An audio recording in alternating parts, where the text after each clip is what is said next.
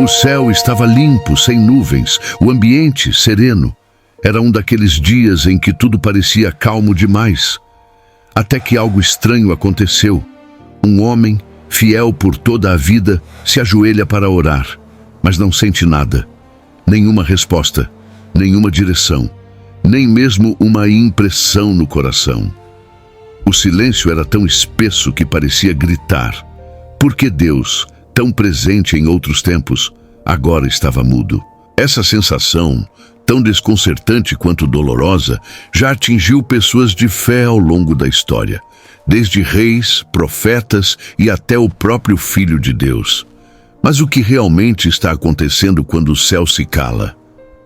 Há momentos na caminhada da fé em que o silêncio de Deus ecoa mais alto que qualquer clamor. Não se trata de uma ausência física, mas de uma sensação tão profunda de vazio que até a oração parece bater no teto e voltar. É nesses instantes que muitos se perguntam se foram esquecidos, ou pior, rejeitados. O coração busca respostas, mas os céus permanecem calados. Esse silêncio divino não é novo. O salmista o expressou com angústia ao dizer: "Até quando esconderás de mim o teu rosto?"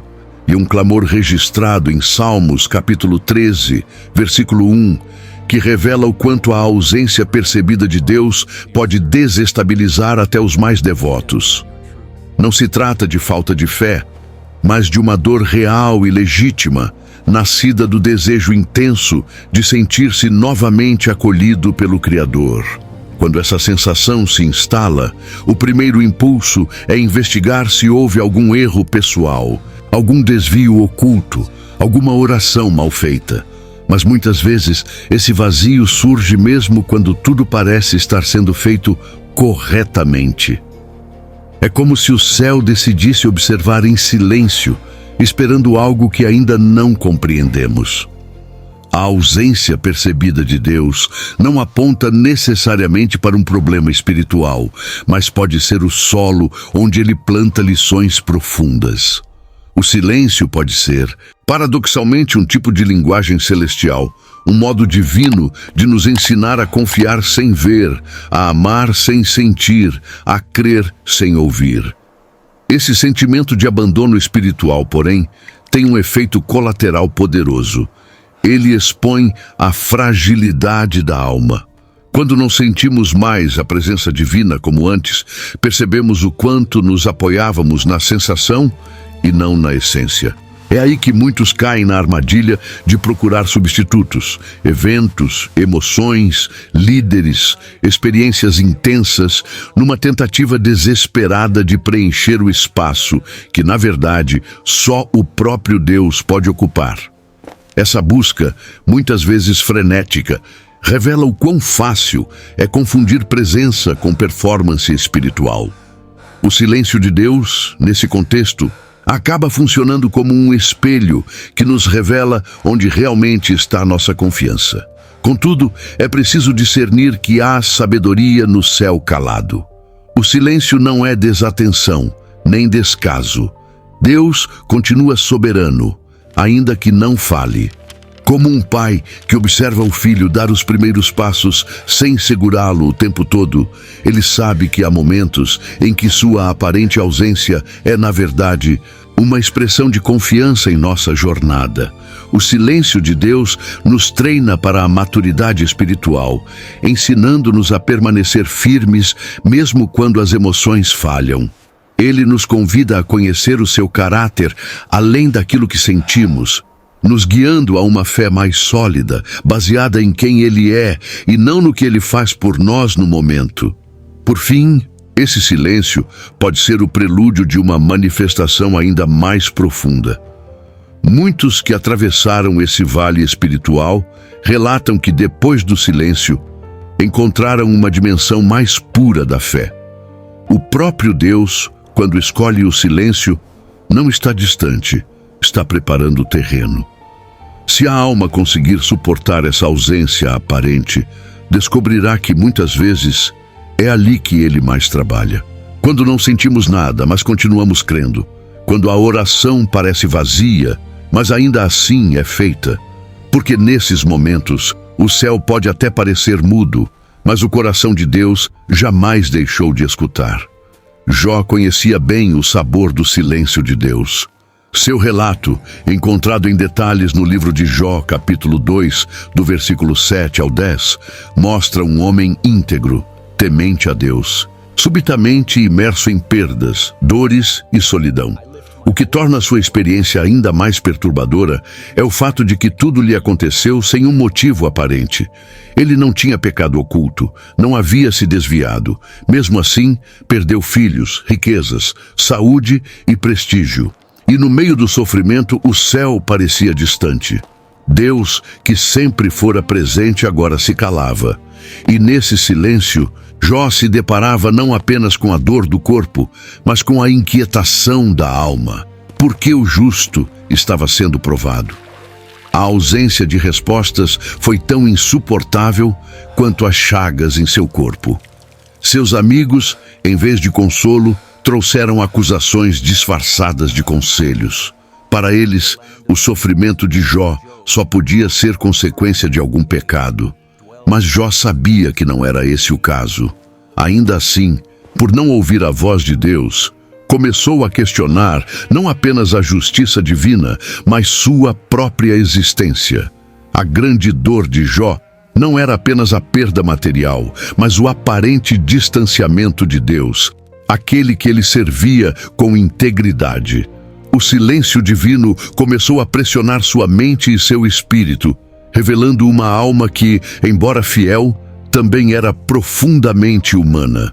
Mas algo extraordinário estava acontecendo nos bastidores. Enquanto Jó questionava, Deus observava. O céu em silêncio não significava indiferença, mas prova. Uma prova que envolvia confiança, resistência e fé mesmo na escuridão. O silêncio de Deus, naquele contexto, não era castigo, mas cenário para um drama espiritual, onde a fidelidade de um homem seria testemunho diante do mundo espiritual. E enquanto Jó não sabia de nada disso, cada lágrima sua era vista por um Deus que, embora calado, permanecia presente. A ausência de palavras divinas não significava a ausência de amor, mas uma prova do quanto esse amor confiava na integridade daquele servo. A beleza dessa história se revela no desfecho. Quando Deus finalmente rompe o silêncio, ele não explica, ele revela. Não responde às perguntas de Jó, mas mostra sua grandeza, seu domínio, sua sabedoria. E diante dessa manifestação, Jó se cala. Ele não precisa mais de respostas, porque agora compreende algo maior. O silêncio de Deus não foi negligência, mas parte de um plano que transcende o entendimento humano. A ausência de explicação foi, na verdade, uma construção de revelação. Jó percebe que a fé verdadeira não se firma nas respostas recebidas, mas na confiança de que Deus continua soberano, mesmo quando tudo parece fora de controle. O silêncio na vida de Jó aponta para um dos maiores ensinamentos da fé. Deus não precisa justificar seus caminhos. Sua ausência aparente é muitas vezes o laboratório da alma, onde a fé é refinada, a arrogância é quebrada e a humildade se fortalece. E ao final, o Deus que se calou por tanto tempo restaura todas as coisas, porque o silêncio de Deus nunca é eterno. Ele tem início, meio e propósito. E quando ele fala, transforma não apenas a situação, mas também o coração de quem esperou. Davi, o homem segundo o coração de Deus, viveu momentos intensos de abandono espiritual. Em diversos salmos, seu clamor expõe uma alma sedenta por uma presença divina que parecia ter se retirado. No Salmo capítulo 22, versículo 1, Davi brada: Deus meu, por que me desamparaste? Essas palavras, mais tarde repetidas por Jesus na cruz, brotaram de um lugar de angústia tão profunda que até o rei mais amado de Israel se sentiu desamparado. O que impressiona é que esse sentimento não surgiu em um momento de pecado, mas em meio a perseguições e provações. quando tudo ao redor parecia ruir, e a única voz que Davi ansiava ouvir permanecia em silêncio. A trajetória espiritual de Davi foi marcada por altos e baixos emocionais que muitos crentes modernos reconhecem. O que torna sua experiência tão rica é a honestidade com que expressava sua dor. Não fingia fé quando a alma estava abatida. Nos momentos em que Deus parecia ausente, ele não escondia o desespero, mas o transformava em poesia, oração e canção. Seus salmos nos ensinam que o silêncio de Deus não deve nos levar ao afastamento, mas à expressão sincera do que sentimos. Davi nos mostra que é possível ser íntimo de Deus mesmo quando não se sente nada, e que o desabafo espiritual é, em si, uma forma de comunhão. Os desertos que Davi enfrentou não foram apenas geográficos, mas emocionais. Houve dias em que se escondeu em cavernas, fugindo de inimigos, sentindo-se esquecido até mesmo pelos que um dia o exaltaram. Foi nesses ambientes áridos que sua fé foi lapidada. A ausência percebida de Deus o levou a buscar com mais profundidade, a depender menos da sua própria força e a confiar que, mesmo sem ouvir, o Senhor ainda estava ali. O deserto não foi o fim da sua história, mas o cenário do seu crescimento. O silêncio de Deus, nesses momentos, construiu um Davi mais maduro, mais sensível e mais consciente da sua pequenez diante da grandeza divina. Curiosamente, quanto mais Davi se sentia só, mais ele escrevia sobre a fidelidade de Deus. Seus salmos são paradoxais, cheios de dor, mas repletos de esperança. Mesmo clamando por respostas, ele exaltava aquele que parecia distante. Isso revela algo precioso, que a fé não depende da emoção, mas da decisão. Davi escolhia confiar, mesmo quando tudo dizia o contrário. Ele sabia, por experiência, que o silêncio de Deus não duraria para sempre. E essa esperança o sustentava nos dias em que não havia música em seu coração, apenas lamento. O legado espiritual de Davi está justamente nesse contraste. Um homem frágil, mas perseverante. Abatido, mas esperançoso. Seu relacionamento com Deus atravessou fases de silêncio, de abandono sentido, de choro escondido. Mas em todas elas, ele permaneceu buscando. E ao buscá-lo, encontrou não apenas a presença que lhe parecia ausente, mas um Deus que estava o tempo todo mais próximo do que imaginava. Porque nos desertos da alma é onde Deus mais se revela. Não com barulho, mas com profundidade. Não com explicações, mas com transformação. No ápice da dor e do sacrifício, Jesus expressou um clamor que ecoa pelos séculos com uma força incomparável. Deus meu, por que me desamparaste? Essas palavras, registradas em Mateus capítulo 27, versículo 46, não revelam apenas o sofrimento físico do Messias, mas uma agonia espiritual profunda. O Filho de Deus, em plena obediência, suportando o peso do pecado da humanidade, experimenta o que parece ser uma separação do Pai. É um momento de silêncio do céu tão intenso que até o próprio Cristo, que sempre viveu em comunhão plena com Deus, se viu envolto em escuridão espiritual. Esse desamparo sentido, ainda que por breves instantes, carrega um mistério que toca o coração de todos os que já se sentiram abandonados. Ao ser crucificado, Jesus assumiu não apenas a culpa, mas a consequência do pecado. E uma dessas consequências é justamente o distanciamento da presença divina. Na cruz, ele carregou o abandono que deveria ser nosso, experimentando a ausência para que nós tivéssemos acesso à presença eterna. A dor de não ouvir a voz do Pai naquele momento revelou o preço do resgate. O silêncio de Deus naquele cenário não foi desinteresse, mas justiça sendo cumprida. Cristo foi feito pecado por nós. Como Paulo escreve em 2 Coríntios capítulo 5, versículo 21, E por isso, naquele momento, o Pai volta o rosto, cumprindo o plano de redenção. Não foi um silêncio de rejeição ao Filho, mas de entrega por amor ao mundo. O clamor de Jesus na cruz também revela algo profundamente humano. Ele não anulou sua dor, não espiritualizou sua angústia, não evitou expressá-la. Isso nos ensina que mesmo o Filho de Deus enfrentou momentos em que a dor foi tamanha que a presença do Pai parecia distante. E se até ele passou por isso, porque nós, seres humanos limitados, não passaríamos. A diferença está no propósito. O silêncio de Deus no Calvário não foi um fim, mas um meio para um recomeço. A ausência sentida por Jesus gerou acesso, reconciliação e vitória. Foi no silêncio do Pai que o grito da redenção ganhou voz. Além disso, o momento em que Jesus experimenta essa ausência também aponta para um princípio espiritual vital. Há dores que precisam ser vividas em solidão, mesmo estando no centro da vontade de Deus. Nem sempre a obediência garante consolo imediato. Às vezes, ela exige entrega absoluta, sem garantias emocionais. Cristo não desceu da cruz ao sentir-se desamparado. Ele permaneceu e, ao perseverar, mesmo no silêncio, completou a maior obra já realizada. Isso nos desafia a continuar fiéis, mesmo quando não ouvimos, não sentimos, não compreendemos. A cruz nos mostra que o silêncio de Deus, em alguns momentos, é o selo final de uma missão cumprida.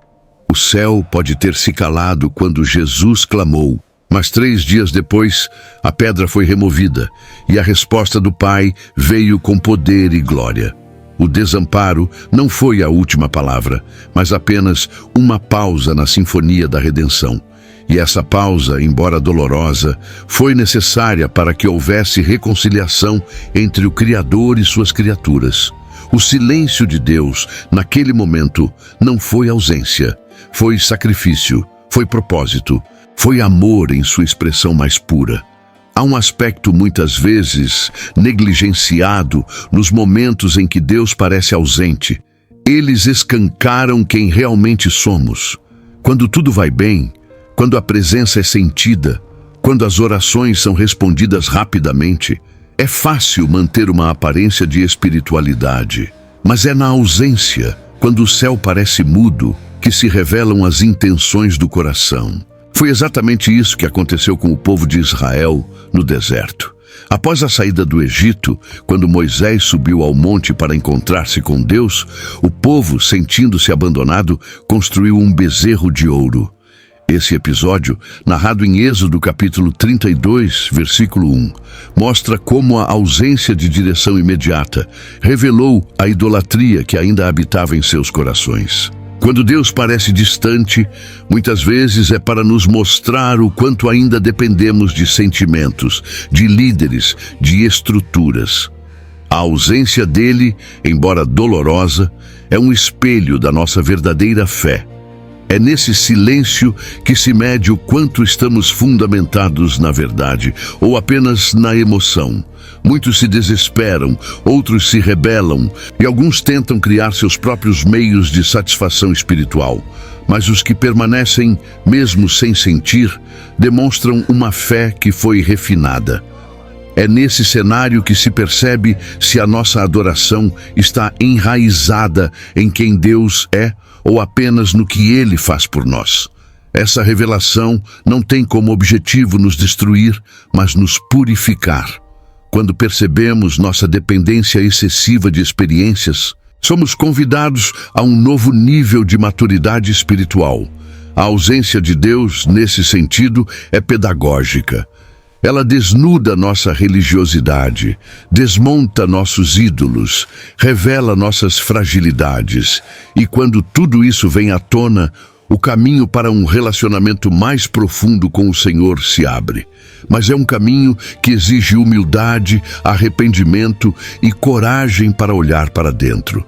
O silêncio de Deus é como um fogo refinador.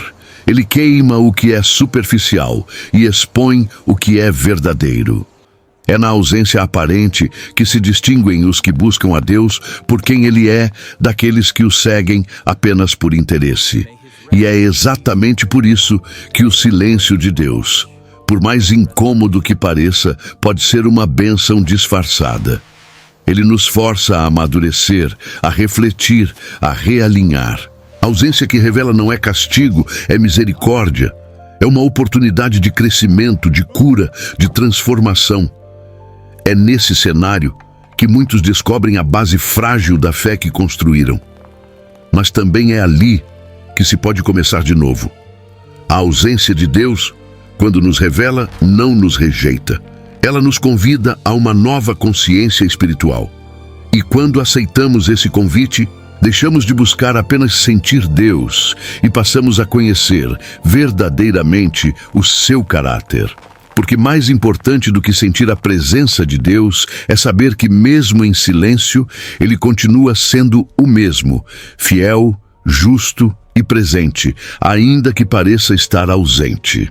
É comum que nos momentos em que Deus parece ausente, o sentimento imediato seja de abandono. O coração humano, frágil por natureza, interpreta o silêncio como ausência e a ausência como rejeição. Mas existe uma diferença profunda entre ser deixado de lado e ser preparado para algo maior. A ausência aparente de Deus pode, muitas vezes, ser um cenário de treinamento espiritual. Um exemplo claro disso está na vida de José do Egito, que foi vendido por seus irmãos, esquecido no cárcere, e mesmo assim permaneceu fiel. Durante todo esse processo, relatado em Gênesis capítulo 39, versículo 21, a presença de Deus estava com ele, ainda que não de forma visível ou espetacular. José passou anos sem receber uma promessa renovada, sem uma palavra direta, sem um livramento imediato. Poderia ter pensado que Deus o havia abandonado, mas na realidade, cada etapa de silêncio era um degrau no processo de amadurecimento. O cárcere não foi rejeição, foi treinamento.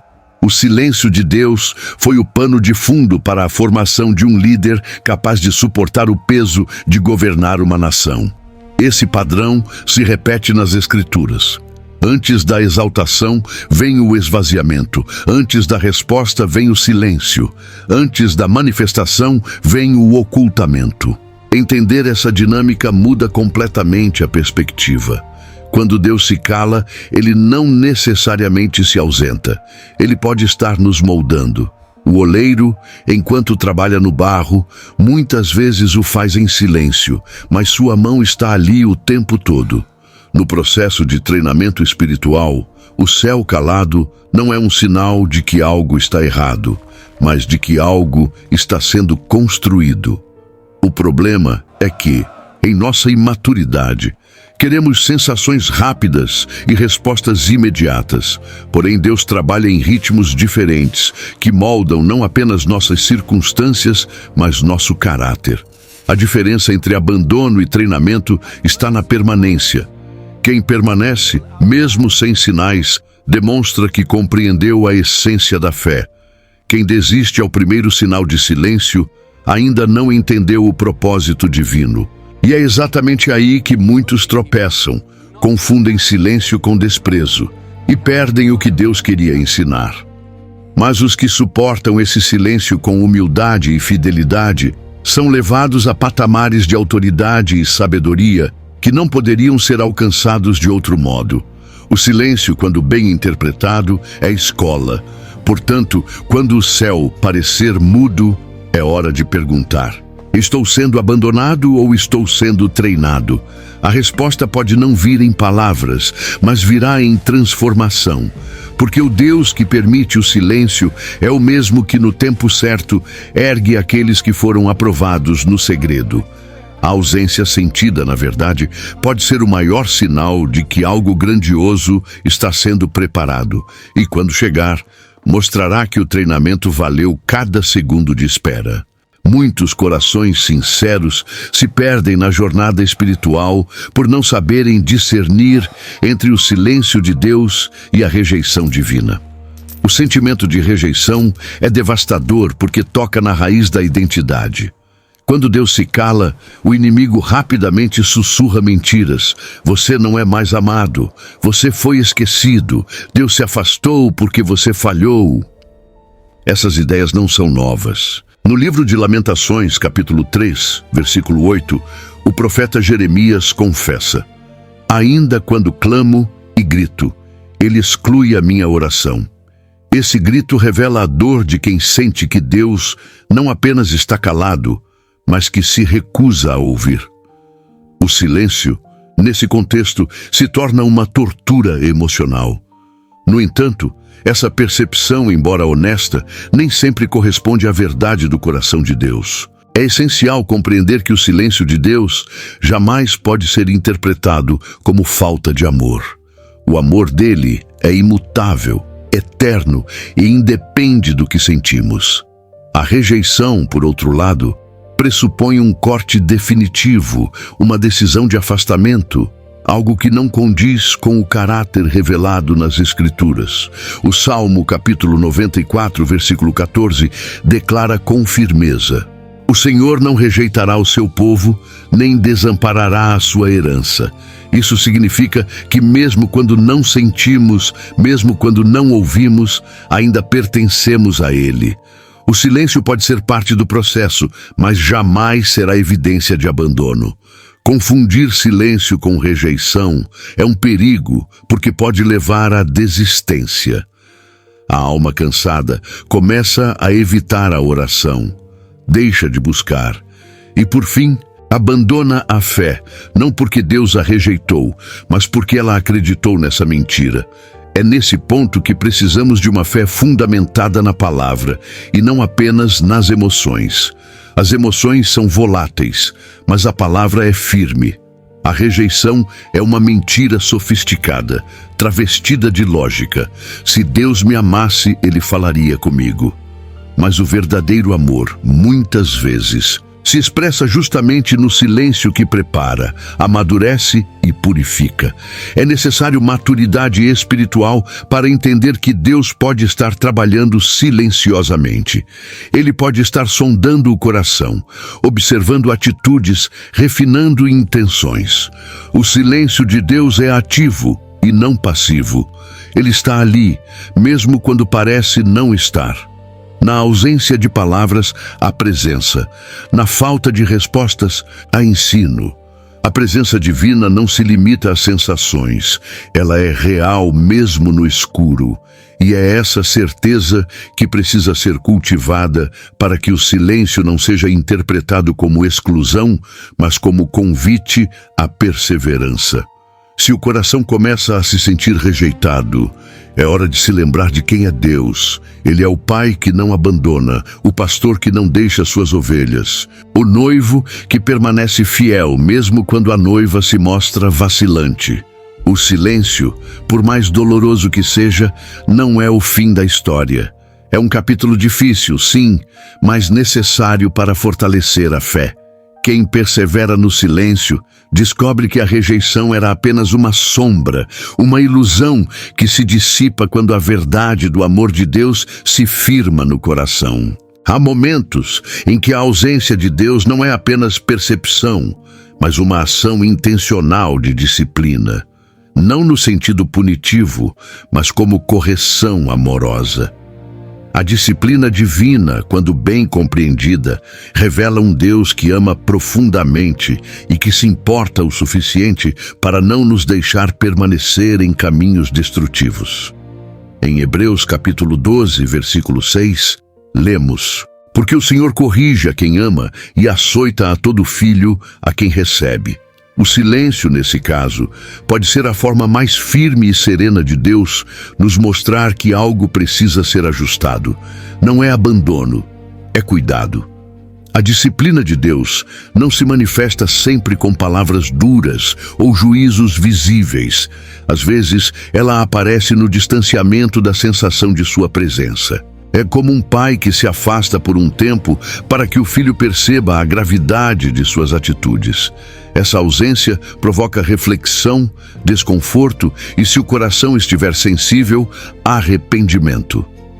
O silêncio, nesse contexto, é terapêutico. Ele nos obriga a olhar para dentro, a revisar nossos caminhos, a examinar se há algo entre nós e Deus que precisa ser tratado. E quando há arrependimento sincero, a comunhão é restaurada.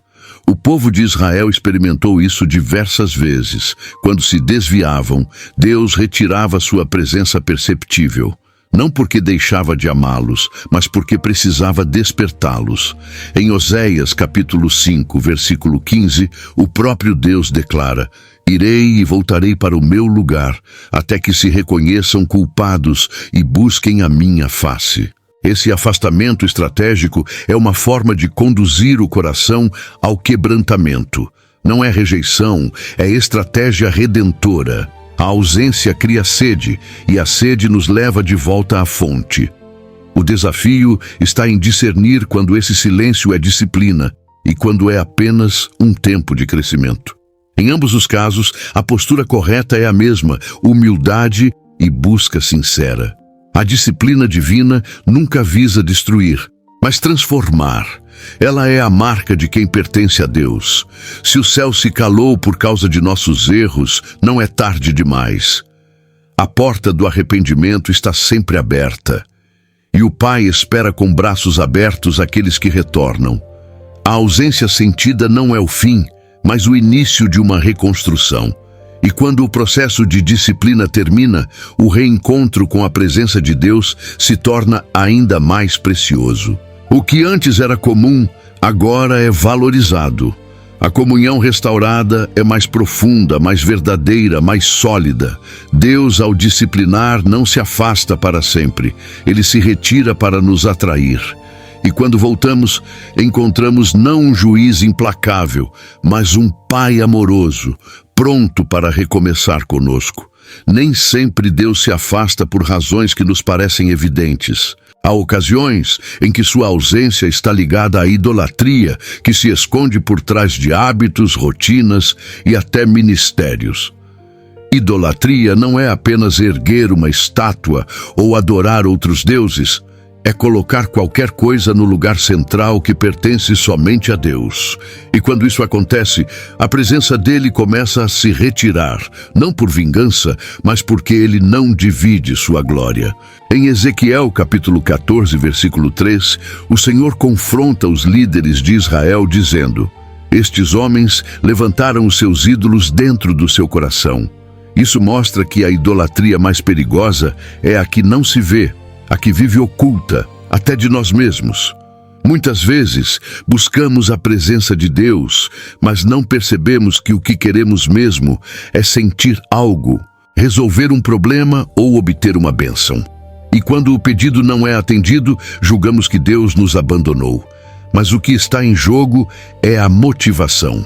Quando nossa fé gira em torno de resultados e emoções, o trono do nosso coração está ocupado por algo que não é o próprio Deus. Ele se ausenta então para que vejamos isso com clareza. Sua ausência revela o quanto estamos dependentes de recompensas e não de relacionamento.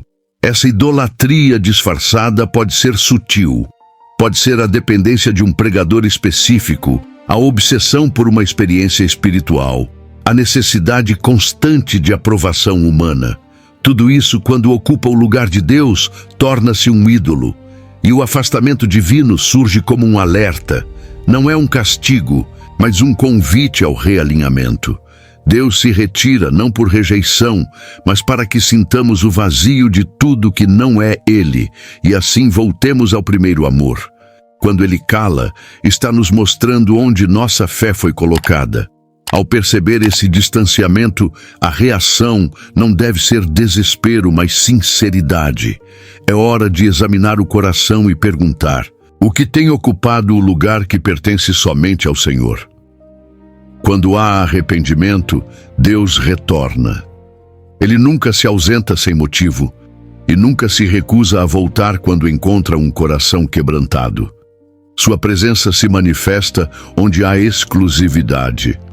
E quando nos livramos dos ídolos invisíveis, o espaço é purificado e o Pai volta a habitar com prazer. Portanto, se o céu parece distante, Pode ser que Deus esteja esperando que algo seja removido do altar do nosso coração. Não se trata de punição, mas de proteção. Ele sabe que nenhum ídolo pode nos sustentar como Ele sustenta. E por isso, prefere se ausentar por um tempo do que permanecer em um lugar onde sua glória está sendo dividida. Porque mais importante do que sentir sua presença é garantir que ela esteja ali de forma legítima, sem concorrentes, sem substitutos, sem falsos deuses ocupando o centro da nossa adoração. Quando os céus parecem de bronze e a presença de Deus se torna inalcançável, é necessário investigar a condição do coração. Há momentos em que a ausência de Deus não está ligada a um propósito de amadurecimento ou prova, mas ao endurecimento voluntário da alma humana. Em Deuteronômio capítulo 28, versículo 23, o Senhor adverte que, como consequência da desobediência, os céus sobre a tua cabeça serão de bronze, e a terra debaixo de ti será de ferro. Essa imagem traduz, de forma vívida, a sensação de orações que não ultrapassam o teto, de terra que não responde ao plantio, de uma espiritualidade seca e sem retorno. Esse endurecimento, muitas vezes, é gradual e silencioso. O perigo está na sutilidade com que o coração se fecha. Não acontece de um dia para o outro. Pequenas escolhas diárias vão moldando uma alma que já não escuta, já não se arrepende, já não se quebranta. A voz de Deus se torna incômoda e então ignorada. E quanto mais se ignora, mais o coração se torna insensível. O Espírito Santo, que é sensível, recua. E o que sobra é um vazio que parece castigo, mas é resultado.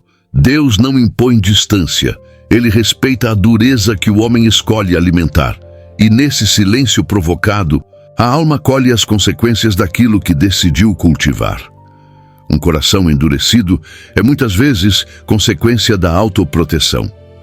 Depois de feridas, frustrações e decepções, a alma se blinda. Mas, ao tentar evitar a dor, bloqueia também a voz do Espírito.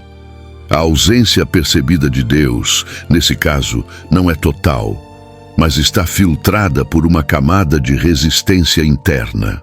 E enquanto essa barreira não for quebrada, os céus continuarão parecendo fechados. É por isso que em Ezequiel capítulo 36, versículo 26, Deus promete: tirar-vos-ei o coração de pedra e vos darei um coração de carne. Ele sabe que o problema não está no céu, mas dentro do peito. A boa notícia é que mesmo diante de corações duros, Deus ainda está disposto a restaurar. Seu silêncio nesse cenário é um chamado à reflexão.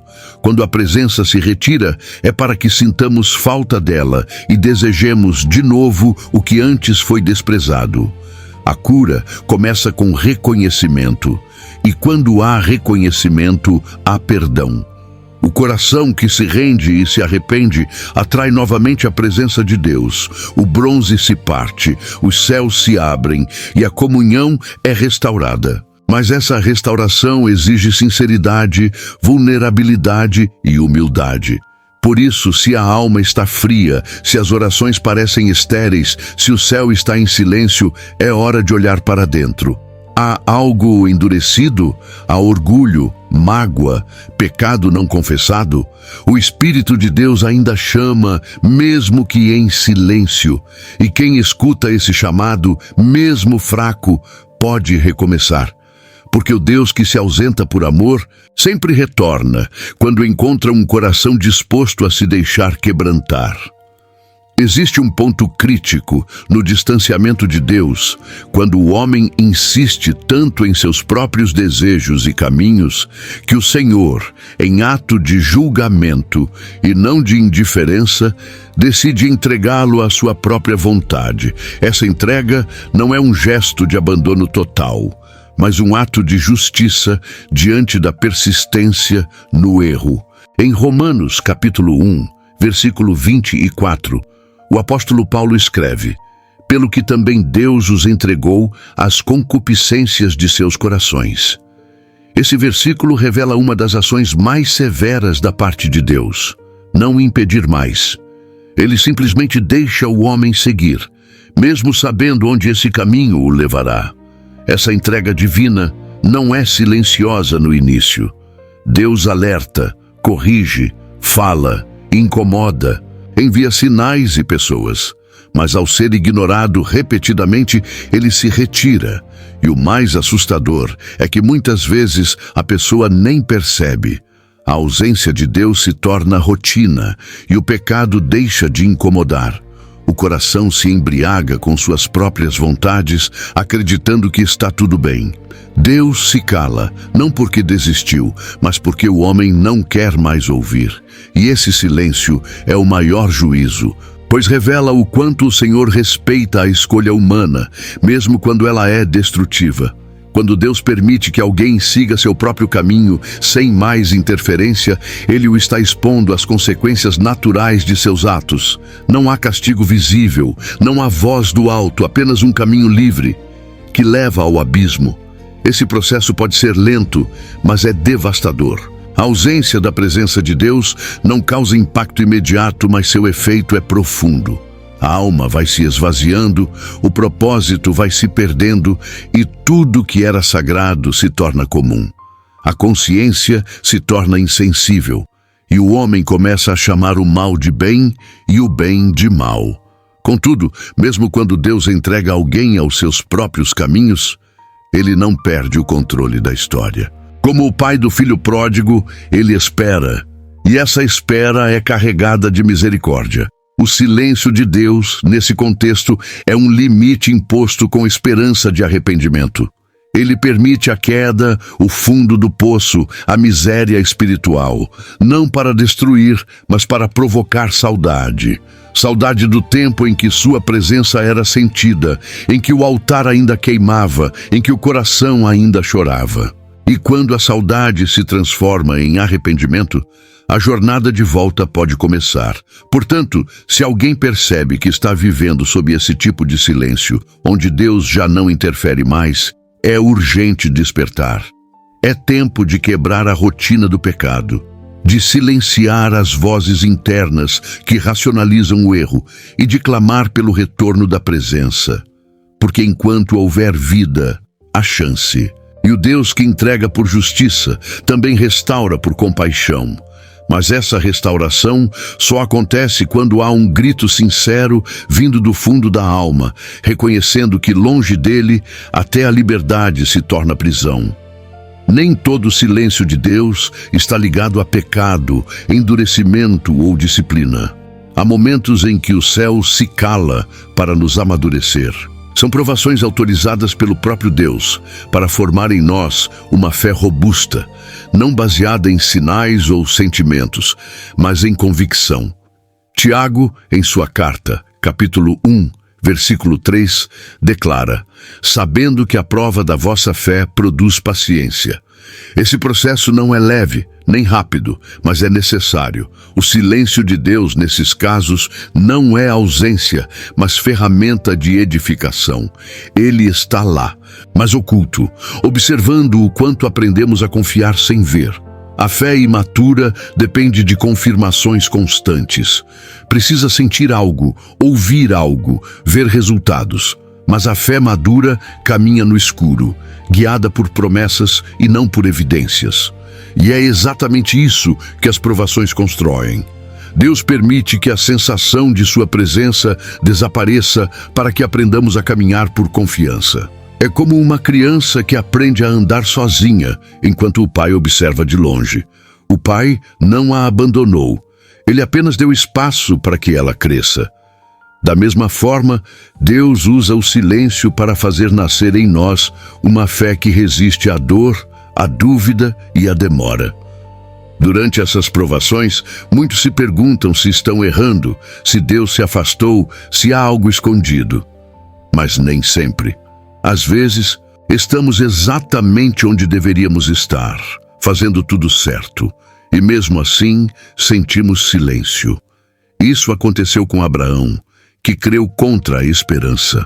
Ele recebeu promessas grandiosas, mas passou anos sem ver nenhuma delas se cumprir. Em Gênesis capítulo 22, versículo 1, lemos que Deus pôs Abraão à prova. E essa prova envolveu silêncio, espera e obediência sem explicações. No fim, não apenas a fé de Abraão foi fortalecida, mas sua história tornou-se referência eterna. Essas provações não são sinais de que Deus está longe, mas de que Ele confia em nós. Ele sabe que podemos suportar mais do que imaginamos. E por isso, permite a luta, o silêncio, a espera, porque sabe que ao final seremos mais fortes, mais profundos, mais parecidos com Ele. A fé amadurecida pelas provações é estável, não se abala com o vento, não desiste com a tempestade. Ela aprendeu a confiar no caráter de Deus, mesmo quando não entende seus caminhos. Portanto, se você está passando por um tempo de silêncio e dor, mas sabe que tem andado em retidão, não se desespere. Pode ser que Deus esteja te promovendo, te forjando, te amadurecendo.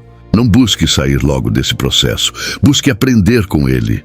Porque no fim, o silêncio vai passar e o que ficará será uma fé que não depende mais de confirmações, mas de convicções. E essa fé, refinada no fogo do silêncio, será inabalável. A ausência percebida de Deus pode durar dias, meses ou até anos, mas há algo que sempre provoca seu retorno: o quebrantamento sincero. Deus nunca resiste a um coração verdadeiramente contrito. Essa verdade é confirmada em Salmos capítulo 51, versículo 17, onde Davi declara: coração quebrantado e contrito, ó Deus, não desprezarás.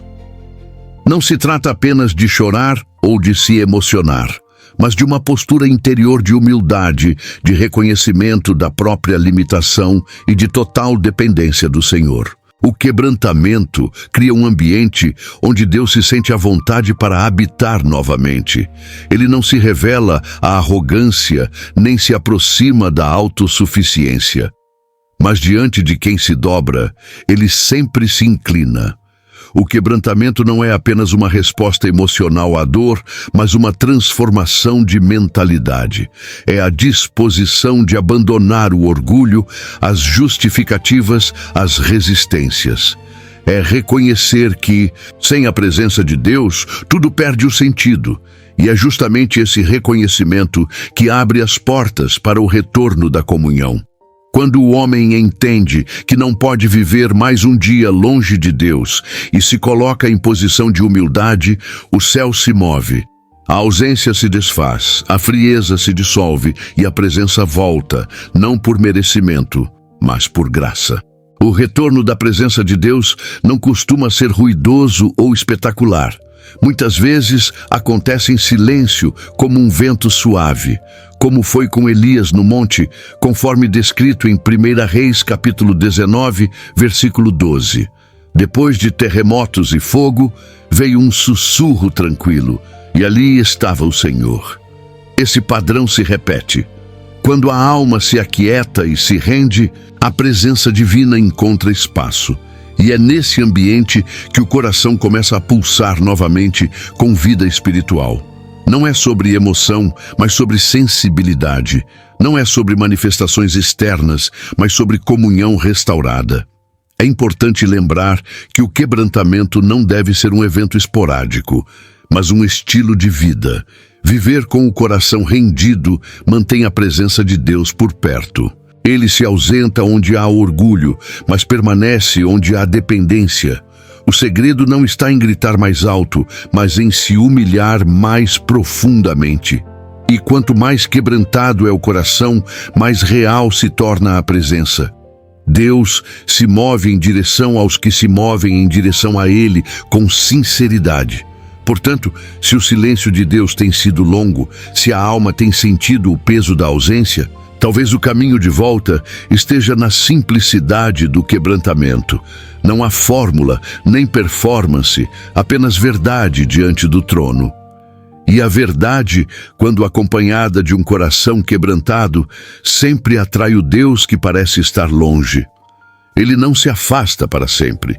Ele apenas espera o momento em que o nosso interior se rasgue e o deseje mais do que tudo. E nesse instante, ele volta, não apenas com presença, mas com restauração. Nem todo silêncio divino é negativo. Há momentos em que Deus silencia, não para castigar, mas para convidar a alma a um nível mais profundo de relacionamento. O silêncio, nesses casos, não é ausência, mas mistério. Deus se esconde para ser buscado, se cala para ser desejado, se retira por fora para atrair por dentro. Em Cantares, capítulo 5, versículo 6, a noiva espiritual diz: Abri ao meu amado, mas já se tinha retirado e se tinha ido. A minha alma se derreteu quando ele falou. Esse trecho mostra que, às vezes, Deus se ausenta para provocar saudade e, com isso, nos levar a uma busca mais apaixonada. Esse tipo de silêncio exige discernimento. É diferente da correção, da provação ou do juízo. Ele é marcado por um convite sutil, quase imperceptível, mas que mexe com a alma. A presença de Deus, antes evidente, agora se torna um tesouro escondido. E só os que têm fome continuam buscando. Essa ausência refinada separa os superficiais dos profundos, os curiosos dos famintos, os religiosos dos apaixonados. Quem aceita esse convite entra em um lugar secreto, onde a intimidade com Deus deixa de ser um conceito e se torna uma experiência viva. Durante esse tempo, Deus não responde como antes, não age como antes, não se manifesta como antes. Isso pode gerar confusão em quem espera repetições, mas o convite é justamente para algo novo. Ele deseja nos conduzir a dimensões mais elevadas, onde não nos contentamos com palavras ou bênçãos, mas ansiamos pela sua essência. E esse anseio só nasce quando o ordinário é retirado. O silêncio, então, se torna um solo fértil, onde a sede por Deus germina e cresce. Muitos dos grandes homens e mulheres de Deus atravessaram tempos assim. Não estavam em pecado, nem em rebeldia, estavam sendo atraídos para mais perto. Moisés, por exemplo, subiu ao monte e ficou ali 40 dias, ouvindo pouco e vendo muito.